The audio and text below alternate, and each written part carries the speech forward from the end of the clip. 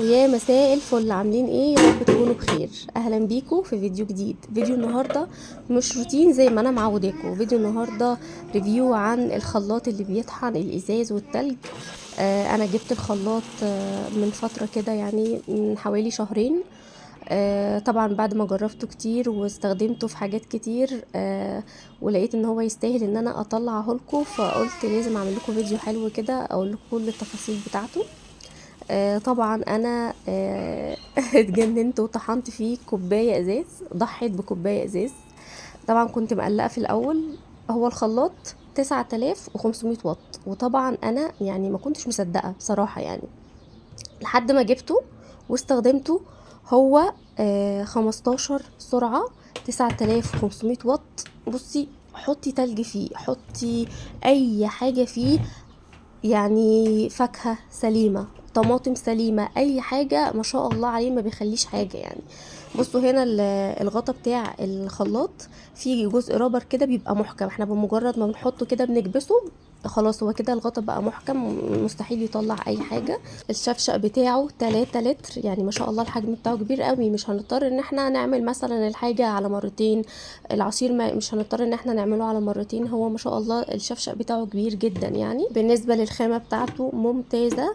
يعني عايزين ايه؟ انا طحنت فيه ازاز، طحنت فيه تلج، ولسه طبعا باقي الفيديو. كملوا معايا الفيديو هتلاقوني عملت فيه حاجات كتيرة.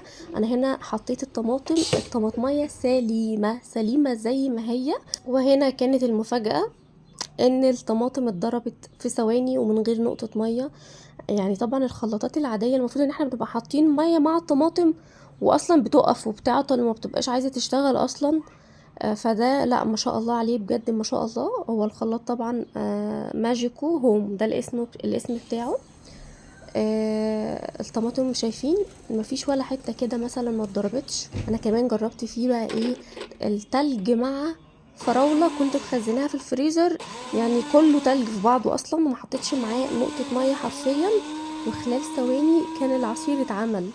طبعا احنا مش هنعمل كده، مفيش حد طبعا هيضرب تلج او هيحط مثلا ازاز يضربه. انا بس عملت ده معاكم علشان ابين لكم مدى قوة الجهاز، ما شاء الله يعني. الخلاط 6 في 1، يعني بيعمل 6 حاجات طبعا، بجانب ان هو خلاط. هو معاه الكبة السلاح بتاعها 4 سكاكين، ما شاء الله يعني نار كده. انا يدوب حطيت كده اللحمة في ثواني كانت فرمتها. شايفين اللحمة عاملة ازاي؟ وطبعا المطحنة بتاعته، بصوا انا هنا كنت عمالة برمي وبهبت فيه، عايزة ابين لكم قد ايه هو جامد ومتين. بالنسبة للخلاط الشفشق بتاعه وهو 8 سكاكين. بالنسبة للمطحنة هي 6 سكاكين، يعني دبل الحاجة العادية. يعني المطحنة العادية بتاعت الخلاط، اي خلاط تاني هتلاقوها 3 سكاكين، لا دي 6. بصوا كمان معاها 3 قطع كده مبشرة يعني. بصوا بيبشر البصل وبيبشر الجزر ازاي، وكمان بيعمل الشيبسي. انا عايزه اقول لكم ان انا يعني يا دوب كده حطيت البطاطسايه وضغطت عليها بالقطعه اللي جايه معاها دي، طبعا عشان ايدينا يعني امان لينا. ضغطت عليها كده في ثواني كانت عملت الشيبسي. بالنسبة للكبة الحجم بتاعها كبير قوي، يعني ياخد كمية كبيرة من اللحمة. بتتقفل بالشكل ده، وفيها الجزء ده كده مفتوح من فوق، ومعاه القطعة دي علشان لو حبينا ان احنا نزود لحمة اثناء الفرم، وبنضغط عليها من فوق كده علشان ننزل اللحمة لتحت وتتفرم. بالنسبة لل3 قطع دول او ال3 شفرات دول، فيهم 2 مبشرة حجم كبير، يعني بتبشر بشر كبير وبشر صغير. وكمان القطعة دي بتاعة الشيبسي زي ما وضحت لكم من شوية. ودي طريقة تركيب الشفرات اللي جاية مع الخلاط. القطعة دي بنستخدمها مع الشفشق بتاع الكبة، وكمان بتتقفل من فوق كده، اللي هو يعني الغطا بتاع الكبة. برضو بنزود الخضار من فوق هنا وبنضغط بالقطعة دي عليه علشان ينزل لتحت ويتقطع. اما بالنسبة للقطعة دي فهي الخافق بتاع البيض، يعني خلينا نقول مضرب البيض. ونيجي بقى لعصارة البرتقال.